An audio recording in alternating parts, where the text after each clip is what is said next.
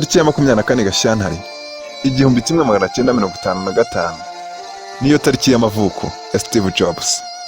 Yavukiye ahitwa San Francisco muri California, mu gace kaje guhinduka Silicon Valley. Steve Jobs ababyeyi b'amaraso bamubyaye batabyiteguye, nta bushobozi bwo kurera umwana wabo bafite, bari bakiri bato cyane, imyaka 18. Ikindi kandi bari bakiri abanyeshuri. Kubera iyo mpamvu rero baje kureba umuryango wifashije kugira ngo barerere umwana, bimwe bizwi nka adoption. Gusa ariko ko nyina yifuzaga ko byaje kugenda, kubera ko umwana wabo yaje kurerwa na Paul Jobs ndetse n'umugore we Carol Jobs, batari bifashije cyane.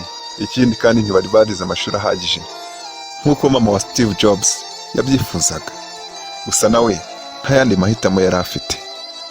Ubwo Steve Jobs aza kurerwa n'abandi babyeyi batamubyaye atyo. Abo babyeyi bashya ba Steve Jobs bamubereye ababyeyi beza, baragerageje bamuha byose bijyanye n'ubushobozi bwabo ngo bamurere neza.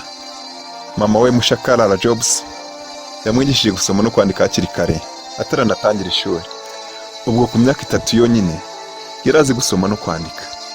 Paul Jobs ari we papa we musha, yari asanzwe akora akazi k'ubukanishi bw'ibikoresho by'ikoranabuhanga ndetse n'imodoka, akabikorerewe mu rugo. Ubwo kandi akimara kwa Dr. Steve Jobs yakundaga gukora iyo mirimo ye ari kumwe n'umuhungu we Steve Jobs. Ubwo ibyo byose byatumye Steve Jobs akunda electronique hakiri kare.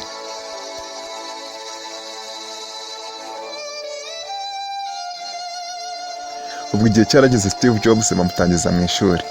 Yatangiriye amashuri ye mu ishuri rya Mutarama Elementary School, akomereza amashuri yisumbuye muri Homestead High School. Yaje kuba umwana w'umuhanga cyane, dore ko yakundaga gusoma ibitabo byinshi cyane cyane bivuga ku ikoranabuhanga muri electronique. Ariko nubwo Steve Jobs mu ishuri yari umuhanga, abandi banyeshuri bamwe na bamwe hari ubwo batamwiyumvagamo neza, bamwe bamutoteza, bamukorera bimwe bizwi nko kunyuzura. Ibyo byaje gutuma atangira kumva yanze ishuri, akumva yanarivamo. Gusa yakomeje kwiga ariko mu buryo bugoye, aza gusoza amashuri yisumbuye ku manota meza. Amaze gusoza amashuri yisumbuye ku myaka 17 y'amavuko mu 1972, yaje gukomereza amasomo ye muri Reed College. Gusa iryo shuri ryari rihenze cyane ku buryo atabashaga kuryigondera.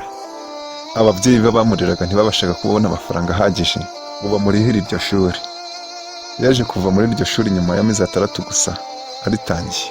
Ubwo no kuvuga ko yize igihembwe kimwe gusa. Ubwo yaje kwicara igihe kingana n'umwaka n'igice atiga. Nyuma za kwiga isomo ry'igihe gito short course ryitwa calligraphy. Iryo ryari isomo yakundaga cyane, dore ko ngo hane naryo ryavuyemo ibitekerezo byo gukora computer ya Macintosh. Ubwo yakurikiranaga iryo somo rya calligraphy, naho yagowe cyane n'imibereho, kurya, kubona aho kuba, ingendo n'ibindi byose nkenerwa, kubibona byari ingorabahizi. Ubwo yakurikiranaga iryo somo rya calligraphy, yacumbikirwaga n'inshuti ze kubera ko atabashaga kubona amafaranga yo kwishyura icumbi mu kigo. Byamusabaga gukusanya amacupa ya koke kugira ngo abashe byibuze kubona amasenti 50 yo kugura ibyo kurya. Yaraguwe cyane muri iyo minsi. Ubwo yarashuje irya somo rya calligraphy, Steve Jobs yaje guhura n'inshuti ye ya kera, Steve Wozniak, umusore wakundaga ikoranabuhanga cyane, wamurushaga imyaka 5, dore ko yari afite imyaka 25 mu gihe Steve Jobs we yari afite imyaka 20. Bari bahuje gukunda ikoranabuhanga. Ubwo batangiye kwiga uko bakora ibikoresho by'ikoranabuhanga. Batangiye bakorera mu igaraje ry'ababyeyi ba Steve Jobs, umushinga wabo cyangwa se uruganda rwabo baza kuri izina rya Apple, ari byo pome.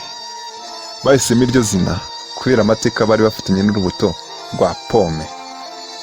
Pome nizo mbuto z'abarezi, zari imbuto bakundaga kurya mu bwana bwabo. Abo basore bakomeje gukora ubushakashatsi, bavumbura byinshi mu ikoranabuhanga. Bombi bari abahanga cyane, dore ko Steve Wozniak yari yarigeze gukora igisana na telefone yahamagaraga hariho hose ku buntu, bahaye izina rya Blue Box. Ubwo hari mu mwaka w'1972. Ubwo ibyo biri mu byatumye Steve Jobs abona ko Wozniak ari umuntu bashobora guhuza umugambi wo guhindura isi. Uko ari babiri bonyine baje gutangiza uruganda rwa Apple bahereye mu igaraje ry'ababyeyi, ku buryo mu myaka 10 yonyine kampani yari yaragutse cyane, ifite agaciro ka miliyari 2 z'amadolari ndetse n'abakozi bagera ku 4,000. Nubwo byari bimeze bityo ariko Steve Jobs yaragikomeje guhura n'ingorane. Ku myaka 30 y'amavuko yaje kwirukanwa mu ruganda yatangije ubwe, rusigaramo abandi bataruvunikiye, we yongera guhera ku busa. Byatangiye ubwo mu mwaka w'1983 Steve Jobs asaba John Sculley ko yazaba agakorana kuko yabonaga afite impano mu bucuruzi. Nyamara ibyo byari byaguye yari yikururiye, byari kumugunga mu myaka yari gukurikiraho, kubera ko ku itariki 10 z'ukwezi kwa kane mu 1985 mu nama yakozwe, Steve Jobs yakuwe ku nshingano zose yari afite mu ruganda rwa Apple kandi ari we warushinze. Ubwo muri uwo mwaka w'1985 nyuma y'uko Steve Jobs yirukanwe mu ruganda rwa Apple, yaje gutangiza undi mushinga yise The Next, ndetse n'undi mushinga witwa Pixar Animation Studio. Nyuma y'uko Steve Jobs avuye mu ruganda rwa Apple, uruganda rwaje guhomba cyane, biba ngombwa ko bongera guhamagara Steve Jobs ngo agaruke mu ruganda rwa Apple. Ubwo nyuma y'imyaka 10 yose afite ingamba nyinshi zaje guhindura ibintu byinshi cyane, byaje gutuma mu 1998 hakorwa iMac, bakora iPod na iTunes. Noneho muri 2007 bakora iPhone dukunda turi benshi. Muri 2010 iPad tablet itugeraho. Muri isi y'ikoranabuhanga byinshi tubona bikadutangaza, bimwe bitworohereza ubuzima byavuye mu gukora cyane k'uyu mugabo Steve Jobs. Tugarutse inyuma gato mu mwaka w'2003 Steve Jobs yaje gupimwa, basanga arwaye kanseri y'urwagashya, ariko kubwo kutavurwa neza ngo ikire iza kumuhitana mu kwezi kwa 10 tariki ya 5 muri 2011. Iyi niyo nkuru y'ubuzima bwa Steve Jobs izima amasomo menshi, kandi nawe akaba hari amasomo y'ubuzima yadusigiye mbere y'uko apfa, cyane cyane mu magambo yagiye avuga. Reka turebere noneho hamwe muri aya masomo twifashishije ikiganiro yatanze muri kaminuza ya Stanford mu muhango wo gutanga impamyabushobozi muri 2005. Isomo rya mbere yadusigiye ni iri ngiri: rimwe na rimwe hari ubwo gutsindwa bari nk'amahirwe mu bihe bizaza ashobora kukugeza ku ntsinzi yewe iruta n'iya mbere, kubera ko hari ubwo usanga ari byo bibaye inzira yakugeza heza cyane kurusha naho wahoze mbere. Aduha urugero ku byamubayeho mu buzima, nkaho yigeze kubura amafaranga y'ishuri ubwo yatangiraga kwiga muri Reed College. Akibona ko byanze yabibonaga nk'ikibazo gikomeye cyane, nyamara nibyo byatumye yiga isomo rya calligraphy, ari byo byamufashije gukora computer ya Macintosh. Isomo rya kabiri: menya icyo ukwiye gukora kandi ukunda hakiri kare. Tangira urugendo ruzatuma inzozi zawe ziba impamo hakiri kare. Found what I love to do early in life. Twamenye icyo dukwiye gukora kandi dukunda hakiri kare. Woz and I started Apple in my parents' garage when I was 20. Twatangije cyaje guhinduka uruganda rwa Apple ubwo nari ngifite imyaka 20 yonyine. Twarabiharaniye dukora cyane ku buryo mu myaka 10 yonyine uruganda rwarakuze cyane, kuva dukorera mu igaraje ryo mu rugo turi babiri gusa, biza guhinduka kampani nini cyane ifite agaciro kagera kuri miliyari 2 ndetse n'abakozi bagera ku 4,000. Isomo rya gatatu: mu gihe byanze tangira nanone bundi bushya. Hari ubwo ugeraho byanga ukaba nk'usubiye inyuma, muri icyo gihe ntuzahita uterera iyo ngo ubivemo, ahubwo uzongere wishakemo imbaraga ukomeze urugendo. Nubona inzira imwe yanze uzafata indi nzira, wenda yo yazakugezayo. How can you get fired from a company you started? Ku myaka 30 y'amavuko nirukanwe muri Apple. Ese bishoboka bite ko wirukanwa muri company wihimbiye ubwawe kandi ukayitangiza wenyine? Uko kampani yacu yakomeje gukura, nagize igitekerezo cyo gushaka umuntu usa nkaho afitemo impano ngo dufatanye gucunga kampani yacu neza. Umwaka wa mbere dukorana ibintu byari bimeze neza, gusa ikibazo cyaje kuvuka nyuma. Ntitwaje guhuza mu kugena icyerekezo cya kampani yacu mu gihe kizaza. Nyamara ubwo yazaga muri kampani yacu, twamuhaye inshingano zo kuba diregiteri w'uruganda. Ubwo icyaje kuvamo, ku myaka 30 nirukanwe mu ruganda, sinari nkirubarizwamo. Ibyo natekerezaga ko nzabamo bintunze mu myaka y'ubukuru bwanjye bwose byashyizwe ku iherezo. Nyuma yaho, mu mezi make yabanje, sinari nzi icyo nkwiye gukora. Gusa nyuma y'igihe runaka, nongeye kwishakamo imbaraga, ntangira bundi bushya. Nyuma y'imyaka 5 mvuye muri Apple, nongeye gutangira undi mushinga mushya.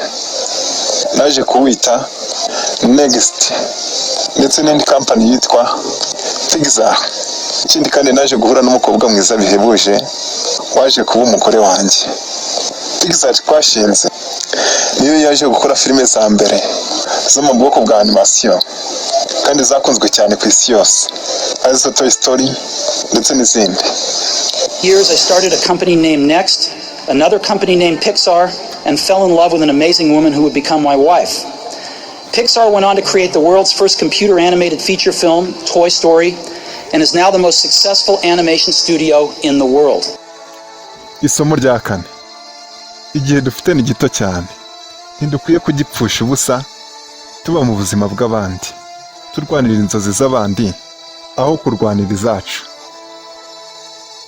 Isomo rya gatanu: rekeraho kugwa mu mutego w'ibitekerezo by'abandi biyobya cyangwa se by'incantege. Ntuzakunde ko urusaku rw'amagambo ya rubanda ruburiza mu ijwi ry'umutima wawe. Kurikira icyo umutima wawe ushaka, apana ibyo abandi bashaka. Baza umutima wawe uti, ese ni iki nshobora gukora kugira ngo ubuzima bwanjye buhinduke bwiza? Rekeraho kuba mu bwoba, haguruka, ushikame, urwane, uzabigeraho. Ni byinshi twakora muri iyi nkuru, amasomo yo ni menshi. Reka inkuru yacu tuyisubikira ahangaha, tujye gukoresha ibyo twize. Niba wumva uremerewe, ufite agahinda gakabije, wumva ucitse intege, ukeneye amagambo yagusubizamo imbaraga, kurikira ikiganiro Inkuru yahinduye ubuzima bwanjye.